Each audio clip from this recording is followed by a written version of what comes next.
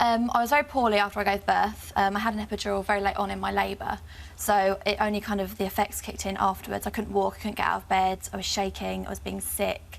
I was trying really hard to get my baby to latch on, but she just wasn't.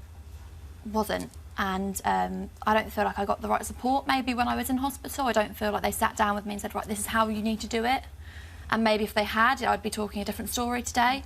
But were you feeling pressure at that point, even before leaving the hospital? oh yeah, I was feeling pressure. I was thinking, oh, if I go home and I tell people I'm really struggling with it, how are they going to react? How are they going to treat me? Are they going to say, oh, you know, you've not tried hard enough, you really need to give this a go? Are they going to judge me? And I felt like I'd failed as a mum already. And did that happen when you left? Yeah.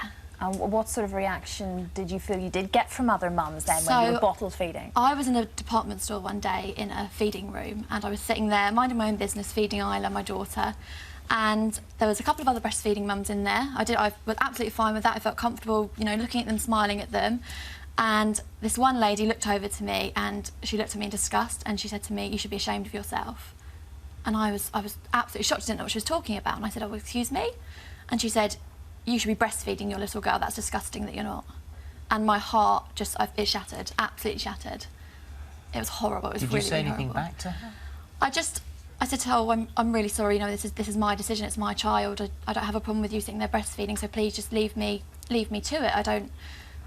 I didn't know what to say to her, really. It was kind of hard. Would you say that you are proud to bottle feed? Oh, I'm so proud. I wasn't in the beginning. I really wasn't. I was kind of avoiding going out at feeding times. I was staying at home, making sure Isla was fed, going out, and then if she needed a feed, I'd go back to my car and sit in the back of my car and do it because I was so embarrassed. But now, I can honestly say I'm so proud of myself, and I'm so proud of how far I've come in the last 4 months of how I feel about it. So, if those circumstances had, as we said, changed, would you have been as proud to have breastfed?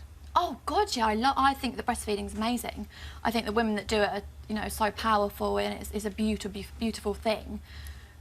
But for me, it just wasn't possible. There'll be a lot of those the people who put women under pressure will say that that it is the best start for the child, that you shouldn't be proud to bottle feed because you put your child potentially at a health disadvantage in the future. What do you say to them?